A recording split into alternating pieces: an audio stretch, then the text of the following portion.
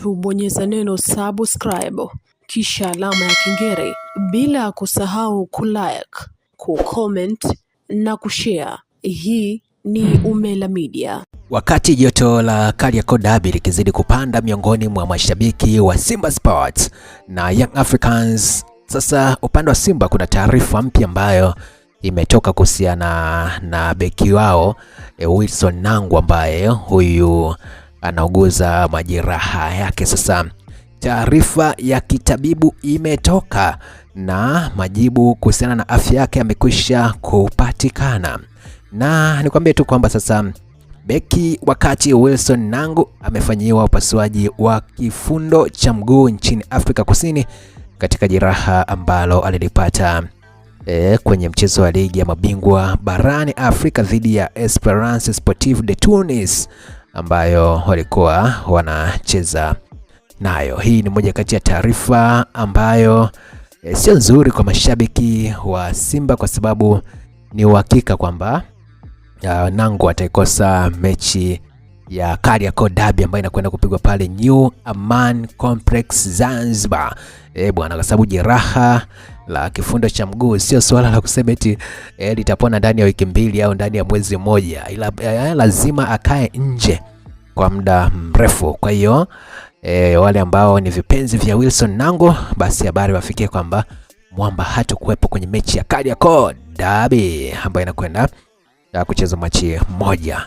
Na nikwambie tu kwamba kutokuwepo kwa Wilson Nangu ni pengo kubwa, kwa sababu sasa nafasi yake itabidi iweze kwenda kuchezwa na Ismail Toure ambaye ni usajili mpya ndani ya Simba, ambaye naye pia bado hajaprove sana kwamba uwezo wake ni upi ndani ya Simba Sports kulinganisha na sajili nyingine kama ilivyokuwa kwa Rushan De Reuck, ambaye yeye alivyoingia tu kwa Simba mechi za mwanzo tu watu wakasema mali hii hapa, na ukaona uwezo wake wa kusakata boli kwamba ulikuwa ni mkubwa. Sasa kwa Toure ni tofauti, lakini kwa sababu naye pia ni mgeni ndani ya Simba, inawezekana sasa mechi kadhaa ambazo anaendelea kuzicheza hapa katikati zikampa uzoefu wa ligi ya Tanzania, na pia tukaona akifanya vyema kwenye mechi ya Kariakoo Derby. Lakini ukweli ni kwamba kutokuwepo kwa Nangu ni pengo kubwa.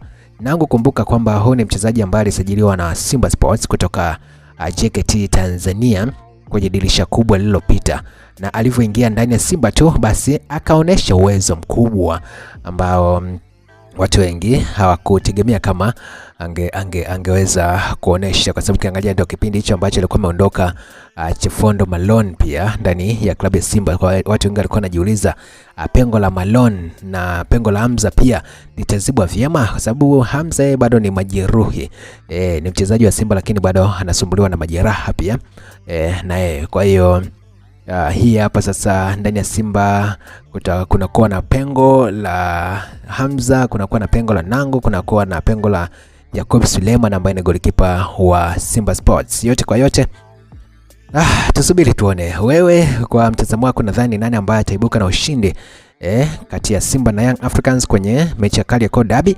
Lakini pia niambie kutokuwepo kwa Nangu kutaathiri safu ya ulinzi ya Simba Sports kwa kiasi gani kwa maoni yako?